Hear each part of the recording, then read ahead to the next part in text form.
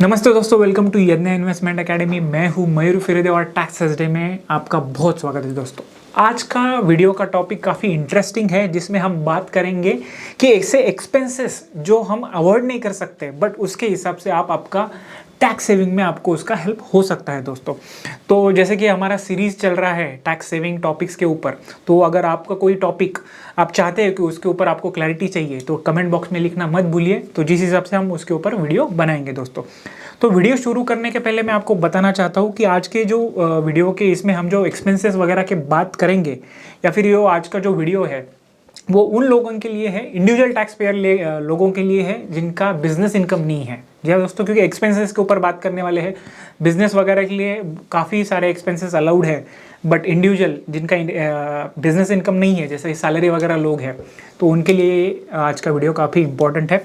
उसके बाद में ये जो एक्सपेंसेस वगैरह जिसके ऊपर हम बात करेंगे उसका हर एक का अलग अलग टर्म्स एंड कंडीशंस है, रूल्स रेगुलेशंस है इनकम टैक्स एक्ट के हिसाब से। तो आपको हर एक का चेक करना है अलग अलग से, और उसके बाद में उसको आपका मतलब टैक्स सेविंग के इसमें आपको उसका यूज़ होगा। कुछ कुछ जगह पे कुछ कुछ एक्सपेंसेस है जो कि आपके लिए नए भी हो सकते हैं, कुछ कुछ एक्सपेंसेस है जो जिसका डिडक्शन आप ऑलरेडी ले भी रहे हैं। अगर आपके सैलरी के कंपोनेंट वगैरह में अगर ये एक्सपेंसेस नहीं है तो आप आपके एम्प्लॉयर के साथ में बात करके तो आप उसका डिडक्शन ले पाएंगे। आपका उसके लिए आपका जो सैलरी कंपोनेंट है वो चेंज करना पड़ेगा। तो अगर आपकी कंपनी के पॉलिसी के ऊपर है वो, तो अगर वो आप अलाउ करते हैं कंपनी वाले, तो आपका इसका टैक्स सेविंग आप ले पाएंगे। और इम्पोर्टेंट इसमें एक बात मैं बताना चाहता हूँ कि ये जो एक्सपेंसेस है, यानी आज जो हम बात करेंगे टैक्स सेविंग के लिए, ये मेजरली अलाउड है ओल्ड टैक्स रिजिम में। दोस्तों, अगर आप न्यू टैक्स रिजिम वगैरह अगर आप चूज़ कर रहे हो तो मेजॉरिटी आपको ये कौन सा भी बेनिफिट उसमें मिलने वाला नहीं है। दोस्तों, तो चलिए दोस्तों शुरू करते हैं।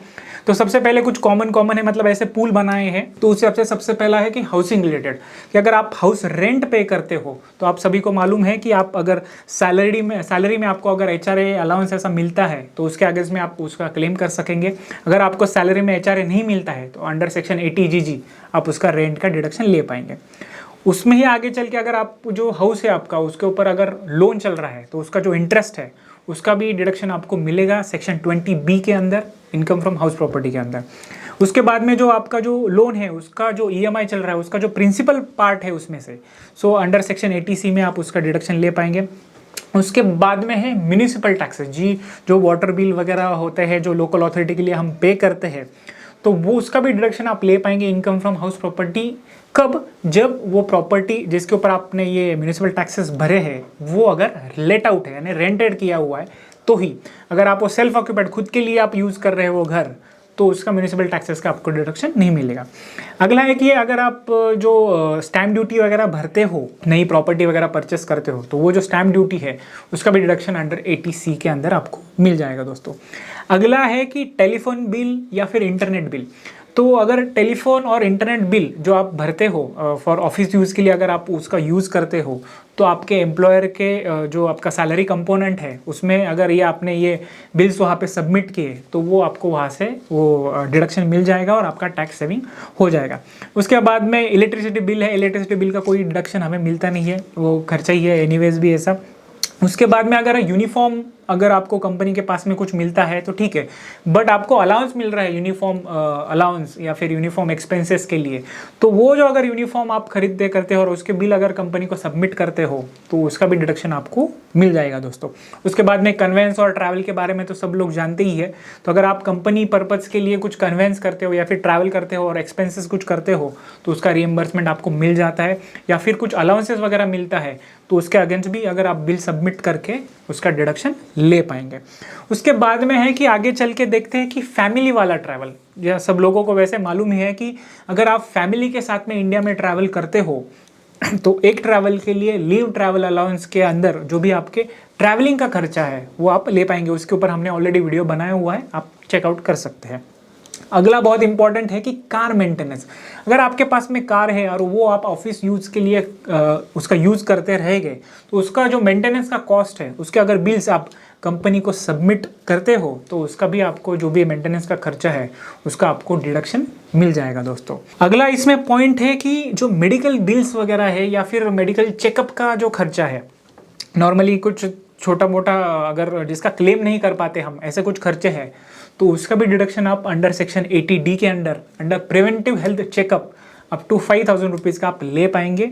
तो नॉर्मल जो रूटीन वाला खर्चा है मेडिसिन है या फिर कुछ डॉक्टर के लिए छोटा सा अपॉइंटमेंट वगैरह है, तो उसका खर्चा आप उसमें ले पाएंगे।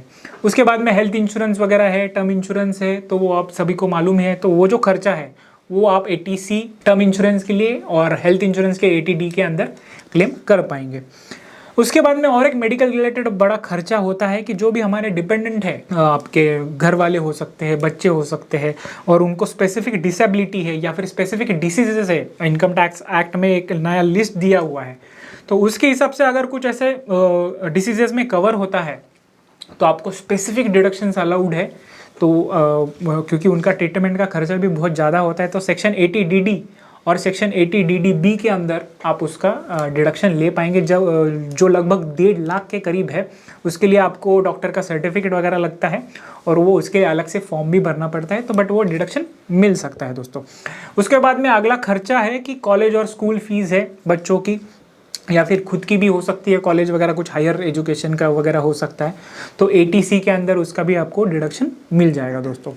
उसके बाद में जो हायर एजुकेशन है आपका और आपके बच्चों का किसी डिपेंडेंट का, तो उसके ऊपर अगर आपने लोन लिया है तो उसका भी जो इंटरेस्ट है उसका भी डिडक्शन आपको मिल जाएगा अंडर सेक्शन 80E के अंडर, और उसमें कोई भी लिमिट नहीं है। जितना भी इंटरेस्ट जो हायर एजुकेशन के लोन के लिए है तो उसका पूरा का पूरा डिडक्शन आपको मिल जाएगा। उसके बाद में और एक इम्पॉर्टेंट है कि एम्प्लॉयर मतलब आपके काम के लिए आप कोई अगर नया स्किल या फिर नया ट्रेनिंग कुछ या फिर रिसर्च वगैरह करते हो, तो उसके लिए कुछ खर्चे करते हो, जैसे कि नया कुछ लैंग्वेज सीखने के लिए कुछ कोर्स मैंने ज्वाइन कर लिया या फिर ट्रेनिंग कर लिया, उसके लिए कुछ खर्चा किया, तो उसका भी खर्चे का आप जो सैलरी के अंडर आप अगर आपको अलाउंस मिलता रहेगा तो उसके अंडर आप उसका एग्जम्पशन ले पाएंगे, यानी उसका खर्चा भी आप क्लेम कर पाएंगे।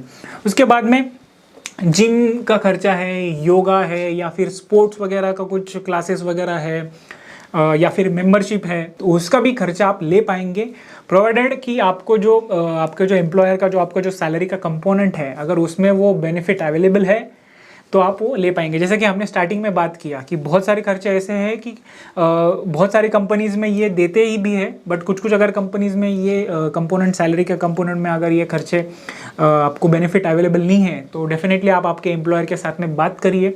अगर कंपनी के पॉलिसी में है तो आपको ये डेफिनेटली इसका खर्चे का एग्जम्पशन मिल जाएगा।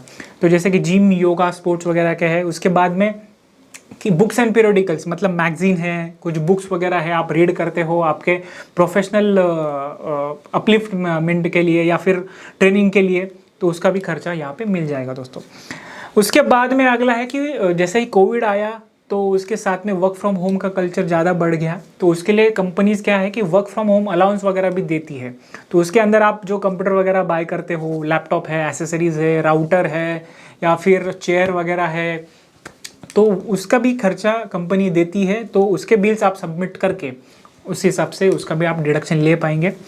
उसके बाद में डोनेशन वगैरह है, आप हम जब भी कहाँ पे भी जाते हैं तो अगर वो जो रजिस्टर्ड अगर वो जो ऑर्गेनाइजेशन है वो अगर रजिस्टर है तो आप उसको डोनेशन अगर देते हैं तो उसका आपको डिडक्शन डोनेशन में मिल जाएगा अंडर सेक्शन 80G और अंडर सेक्शन 80GGC में जो पॉलिटिकल पार्टीज़ है, रजिस्टर्ड पॉलिटिकल पार्टीज़, तो उनको अगर आपने डोनेशन दिया तो उसका भी आपको डिडक्शन मिल जाएगा दोस्तों।